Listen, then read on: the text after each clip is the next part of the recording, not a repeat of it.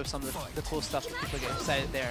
So obviously Season 2 as a big thanks to, of course, all the fans for supporting it, because if it wasn't for the fans supporting the game and, you know, the previous season, this probably wouldn't have happened. So a big thanks to everybody that helped make that possible and bought the game and spread the love of the game. You guys know, I mean, we have more people watching Tekken than ever. I thought for a while when Tag 2 was the main game that I thought Tekken, compared to other fighting games, wasn't in a good place. But now I can no longer say anything bad about it. I think we're in a good place and we're only growing. It's one of the few games in the space that is growing. Wow, cameraman. But yeah, so real quick, back to the match. We have BreadMan going up against TANUKANA from Cyclops Gaming. I don't know BreadMan. Is he one of the more well-known players in Korea? I wouldn't know about well-known, but he has played in a few TWT events. So we've seen him recently at the TWT event in Korea. I know he tried to go to a few other events as well. But he's one of the few Noctis players that we'll see. So actually, man, we've seen like 3 Noctis players already the past block. So he's probably one of those guys that was happily a happy customer from the season pass. Hell yeah! I'm glad to see him. Yeah, I mean, I feel like he's just not used as much as what we see from Decent and Akuma. Why do you think that is? Personally, I think he doesn't have a lot of variety. He doesn't have a lot of the unique character traits and move traits that Akuma and Geese have. Right. That's just personally what I think. I mean, also he's very linear, and usually when a character is really linear, they have to have something else that's really good to balance it out. I mean, he has a lot of unique things. Like a lot of people probably don't know. Like, you can't low parry his sword attacks. You can't. He has just a lot of really unique things. I mean, he has the 2D jump like the other characters do, but he doesn't have like a meter. He doesn't have anything special in that regard. He just like once you've played him and kind of learned his moveset, it doesn't really feel like he has like kind of an evolution of the character or being able to take it to the next level like the other characters do. Because you know, with Akuma and Geese, you could learn like crazy combos with them that do like 80% damage if you wanted to with the resources. Right. But with Noctis, it's like you have to play him the same no matter what, whether you have a lot of life or no life. Yeah. I think part of it was intentional, you know, because we thought that a lot of people who weren't necessarily playing much Tekken would pick him up because they came from Final Fantasy background, etc. So part of he missed the Rage Art. I know.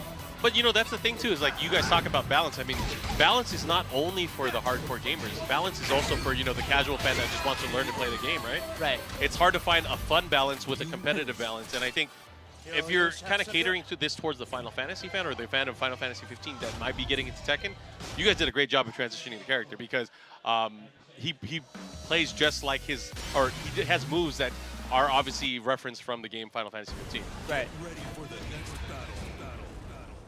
But I mean, I like what you guys did with them. I won't use them because I'm a Tekken player, you know. So I get it. That's just my feeling, at least. I'm sure everyone has different feelings on him. I mean, it's the first of his kind, really, in this type of game.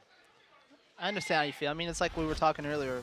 I've been playing Akuma for the past 6 months, and then I returned to Devil Gene recently, and it feels good because, you know, I am a Tekken player, I guess. So it's fundamental, and it feels much more natural.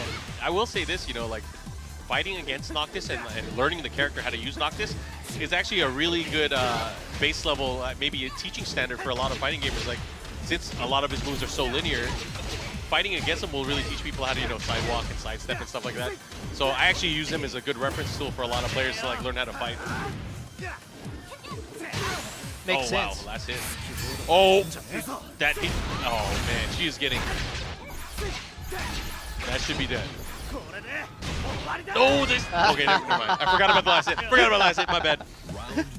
Anyways, I want to ask you a little bit more about Season 2. So, personally, like, how involved were you with the process of not only picking the characters, but also the design this time around? Because a lot of people already saw, you know, the initial design for both Anna and for Lei.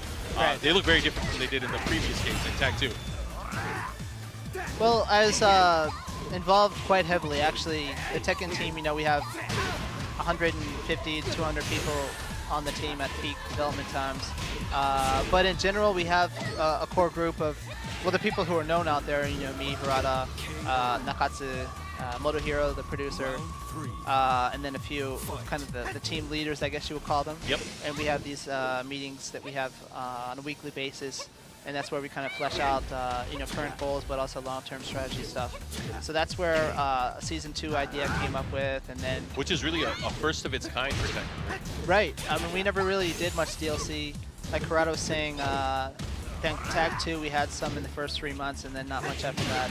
Yeah, but I mean, all that was really kind of like planned with the launch of the game, right? Yeah, it's just extension of the original product. Where this time, it's games as a service is kind of the key word that you hear in gaming a lot more now, where people, they want to continue to play their favorite games, so you have to continue to update it with content. That content, you have, you know, 100 some people working on the game. Obviously, you can imagine how much that costs to develop. You can't just keep developing for 2 years after the game's release on the cost of the package alone. So I don't think that many people expect that.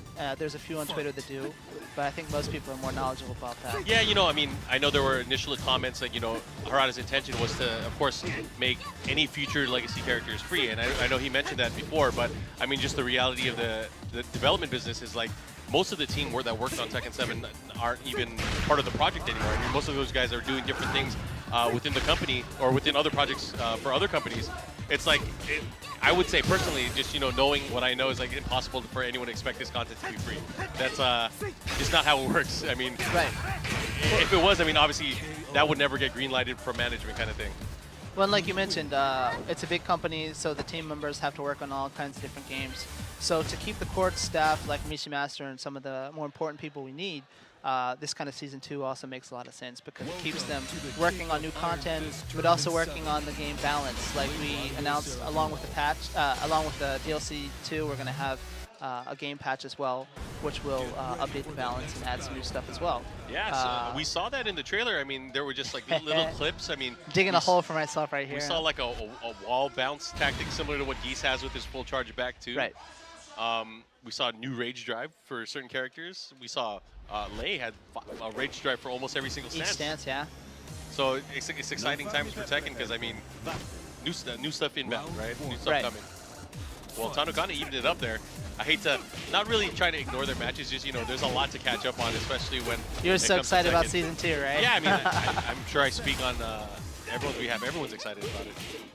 So I actually really like, I saw the character story profiles that went out on the Japanese side at least. For Lei and Nana, For Lei and Nana, I think it's sick. So we kind of have an idea of why Nina's wearing a wedding dress now. Right. It kind of solves that, and then with Lei's design is completely different from kind of like what he looked like. He was more of a homage to kind of like Jackie Chan in the past, but he has a much more unique look. Is there any inspiration behind that? Well, he's wearing the Skajan and we look at, that's actually me, Harada, and Nakatsu work with the art director, Imura-san, on different concepts to show for the character. And I think Harada mainly did the most of the input for which direction on Lei. Oh, nice. It was kind of, you know, he's been in the game for so long, but he still looked like he was, what, 20 years old, so. Yeah, he still looked like a young guy, I would say. And we realized that people kind of expect their characters to look the same throughout the series, for some people, right? But a growing majority of the people want realism, so, you know, after 20 years, should he look more old? And so we tried to re-envision him at a more mature age, and I think we did a good job. And he doesn't have the Chinese, I don't know what you call it, the traditional garb that he had for Tekken 2, etc. Yep. It's more of an updated kind of what you might see from a cop who's on a mission somewhere, or, you know, in his private time. Because you saw the story, right? He's more, he wasn't so much into the police work. More recently, he's transitioned to his fanboy activities of... Wow, she just popped off. Wow. She's like super happy. But she was able to take out, of course, BreadMan from Korea. That was a very emphatic victory pose that she just did. She scared me. I thought she was going to throw her stick. That would be interesting. It would be, but for winning, maybe? I don't know. But she'll, of course, we'll see her a bit later on. I mean, she's still traversing through the brackets. We're going to try to get our next matches up as well. TANUKANA, one of the favorites here. Yeah, maybe one of the fan favorites. I don't know about favorites to win the tournament. She has a tough road ahead of her. It's been a real long time since we've seen her in her place really high. Oh, man, this is... Dude, there are so many Noctis players. Are you serious? We just had one on stage, and there's another one playing out in the pools. Is this like the Noctis pool? I think